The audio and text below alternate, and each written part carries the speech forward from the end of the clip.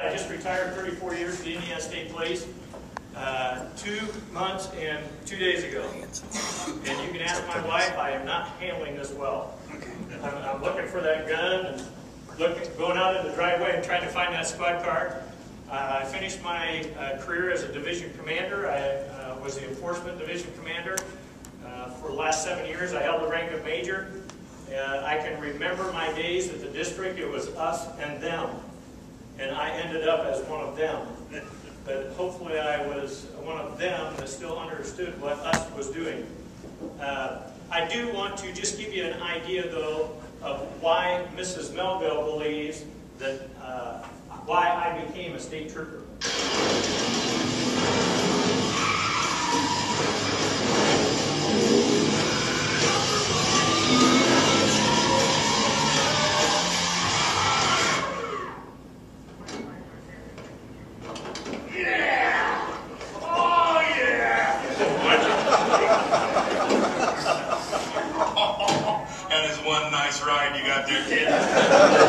Take me in? Not yet. Driving fast is not the only reason I became a state trooper. It was one of them, but it wasn't. The 3.5 years, we had Mustangs and Camaros all the way around the state. We had 18 of them, one in each one of our districts.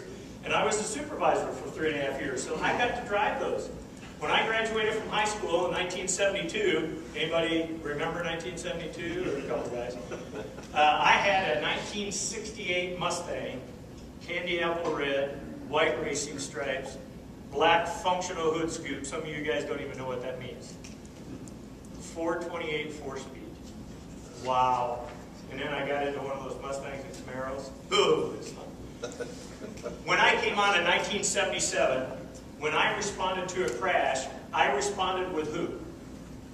Anybody remember back those days? A record grabber. We didn't have EMS back then. Who came to the scene and took the injured or the dead person away? Mortuary service, coroner, in what? In the hearse. Okay?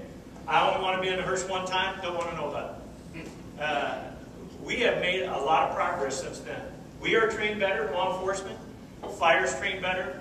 EMS, we now have full-time EMS folks that are trained very well. And we have all of these groups that have matured over the years, but we have matured in our own little silos.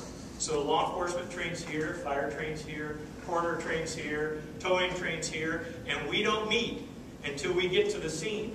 And then when we get to the scene, we don't even know who we're working with there. And sometimes we don't get along very well, do we? No, we don't. How many times have you been in trouble because you communicated too much? Now, every once in a while I tell my wife, honey, I've heard that enough. But normally it's because you don't communicate well. Another funny little video, but it'll get the point across to us about communication. Das hier ist ein Main-Sektor. Das hier ist das wichtigste Gerät des Küstenwächters. Das Gerät, das Überlebensradar.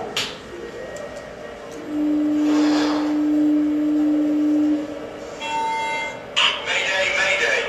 Hello, can you hear us? Can you hear us? Can you... Over. We are sinking. We are sinking. Hello? This is the German Coast Guard. What are you thinking about?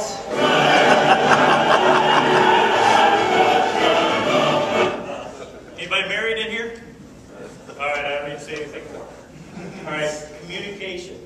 Now, your team that came in and talked to you about things that need to improve in Oklahoma, they had communication. I don't know if that was intended to be in a proper order, but I would put communication as number one. It has to occur.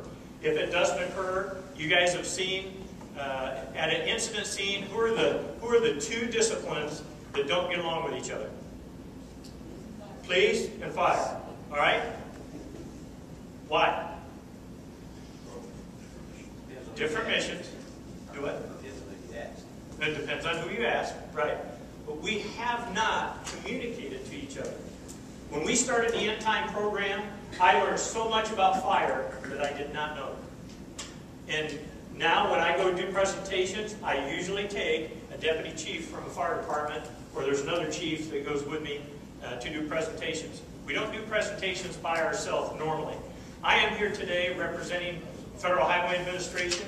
They're paying me by their peer-to-peer program so we can come in and share what traffic incident management is. Now, tighten your seatbelts. I have a lot of information I'm going to kick at you in about an hour and 15 minutes worth of time, and I hope that your head is spinning when we leave. All right? So, traffic incidents. They increase congestion. They increase the risk of secondary incidents. They increase the risk of responders. So why should we address traffic incident management? This is why.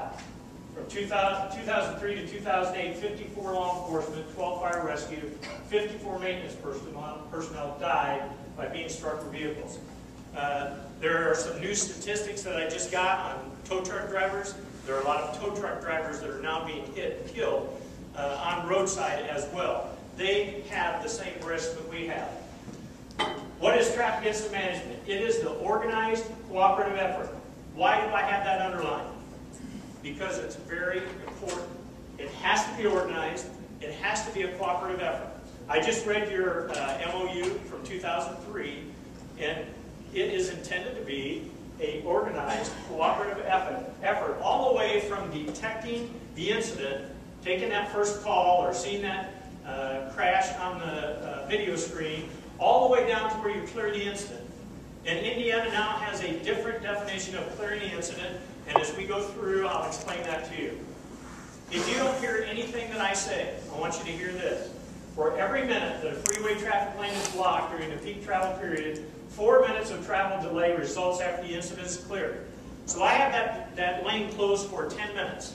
How long is it going to take me to get the traffic back to its norm? 40 minutes.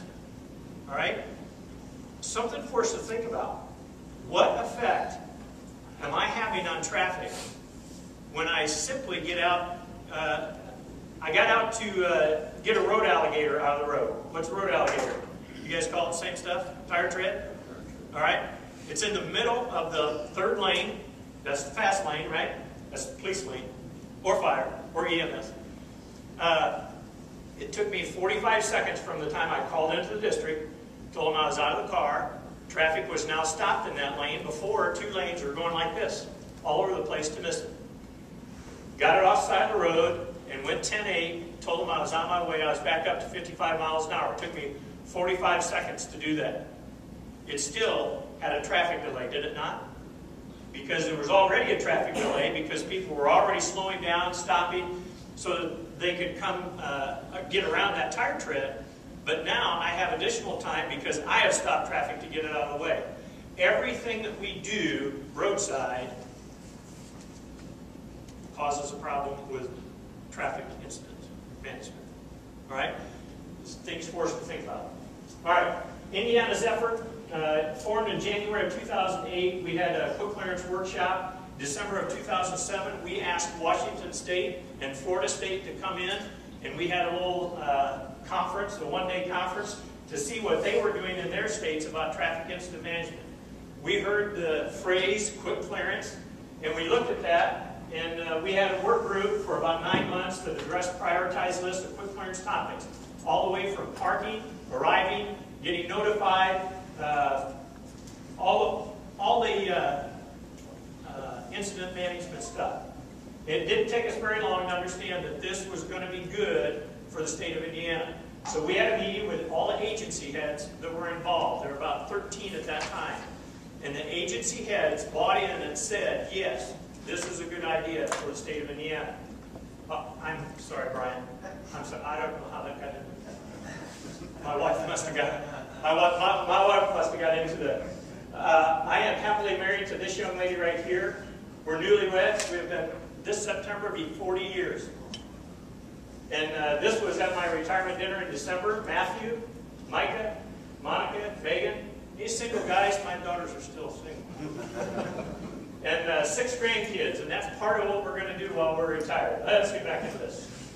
In time, January of 2009, we started Indiana Traffic Incident Management Effort. All right? We are a multi-agency, involvement. We have multilateral agreements.